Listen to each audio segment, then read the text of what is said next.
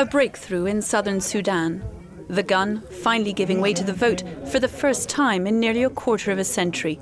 In open-air polling stations, symbols are used to help the country's largely illiterate population to make its choice from a bewildering array of parties. Although in these parts, the ruling SPLM, or Sudan People's Liberation Movement, faces little challenge in the ballot box. All over Sudan, people are voting. I think they'll vote for the right person. But for us, it doesn't change anything. The government hasn't built schools or hospitals. We've got nothing here. All that we plant is burnt by the sun.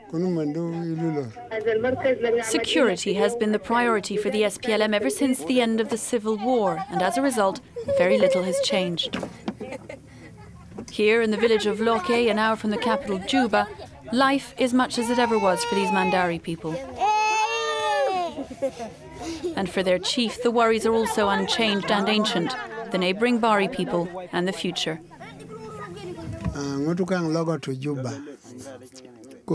Our people travel to Juba and the Bari kill them.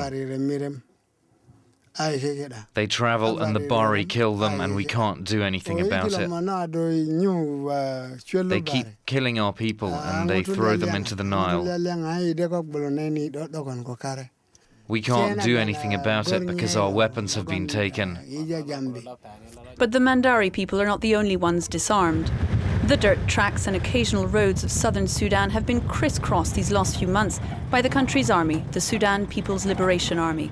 Its aim, to rid the country of the arms left behind by 21 years of civil war. So these guys now are being used and they are actually creating insecurity, you know. They are being used for people to rob cattle, to rob shops, to rob vehicle motorists moving on the roads and all this. That's why it's important that these weapons are collected and then so that at least there is security. Because now these guns are creating insecurity. We're driven to a disused vegetable oil factory in the centre of Juba by Colonel Malak.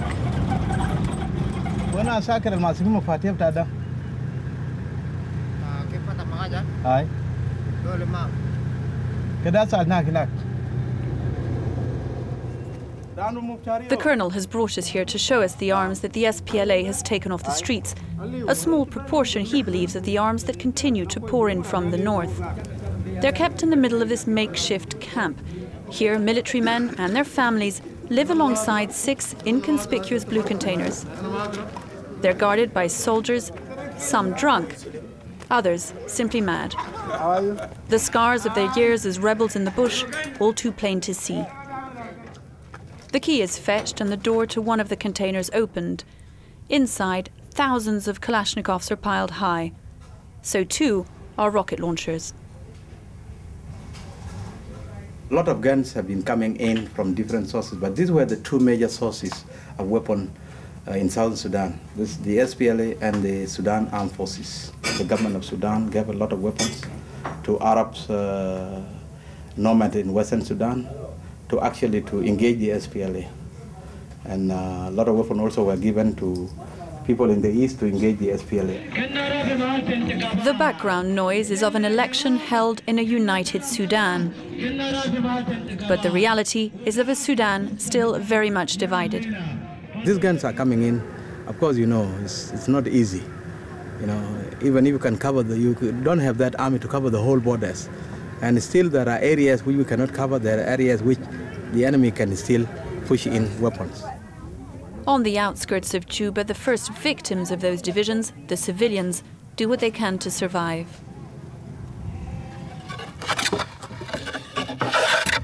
For Biaziou, this camp for the displaced has been home for more than 20 years. Was it hard during the war? I fled my village in 1986 to come here, but I found another war. We from the Bari tribe were attacked from all sides as soon as we left the village. But even if we stayed inside the village, we were attacked. We were easy victims. The village was like a prison for us.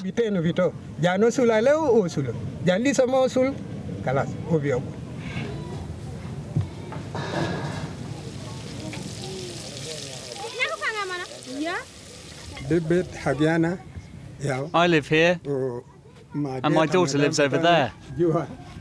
And this is the house of my other daughter. Here, the question of survival is faced daily. So, what have we got left to eat? What are we going to eat tomorrow? Tonight we have a little millet, but for tomorrow, nothing. What can I tell you? There's nothing to eat. I don't know what we're going to do. I don't know what to do anymore. Last month we didn't eat at all for 3 days. It happens often. The children were asking for food, but there was nothing. We boiled some leaves from a tree. If my husband works, we have a little to eat. If he doesn't work, there is nothing to give to the children. We're alone. No one helps us. Peace in southern Sudan has not yet brought prosperity. For Biazu's family, there's been little improvement since the war ended and the South semi-autonomy was declared. Their neighbour Saeed is a Muslim who used to be a soldier in the northern Sudanese army until he switched sides and settled in the Christian south.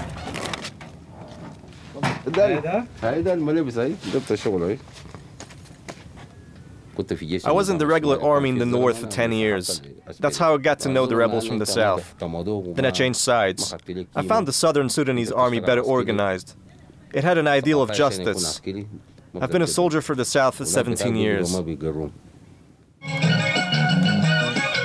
Outside his hut, the song calls for peace.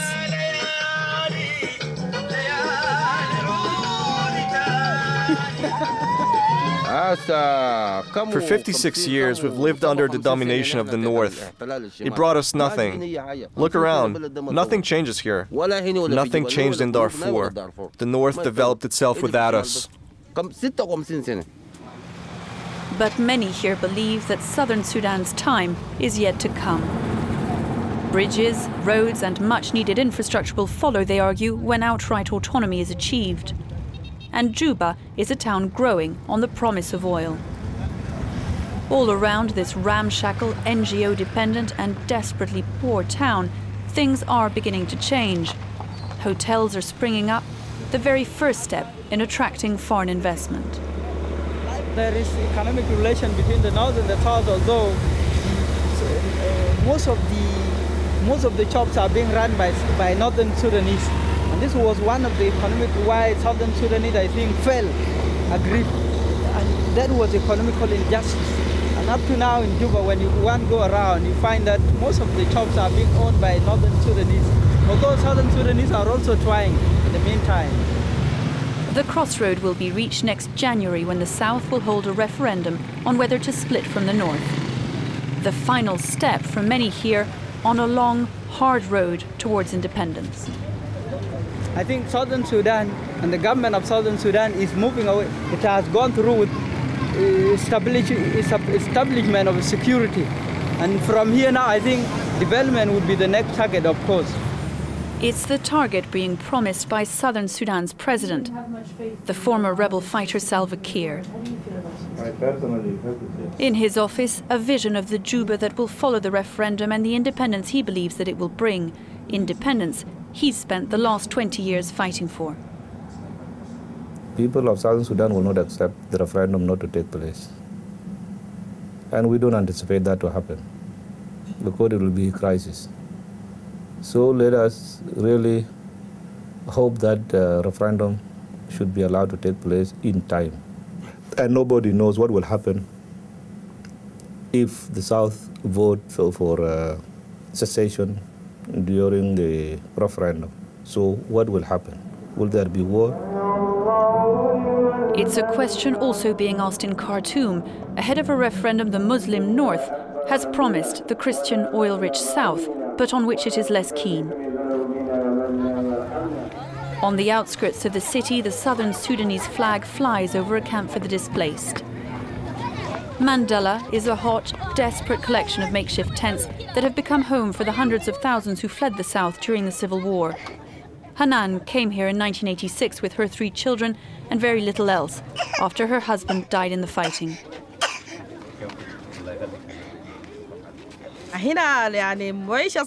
Here, life is very difficult. Nothing grows. In the south, there's food. There's fruit in the trees. You don't go hungry. Here, we're dying of hunger. We're alone. In the south, there's food everywhere. It's a common story here in Mandela of a sanctuary that has become a prison. It was war that brought these southerners here. Now that that's over, it is poverty that keeps them here. But it is hope that, despite everything, keeps them alive. I dream that in the future I can return home and live in peace. I hope to return home to the land of my ancestors without war, so my grandchildren can live in peace.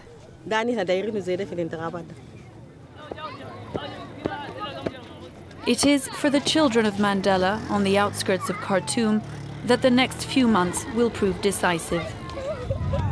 What lies ahead is either a peaceful division of Sudan or a return to the horrors that drove their parents here.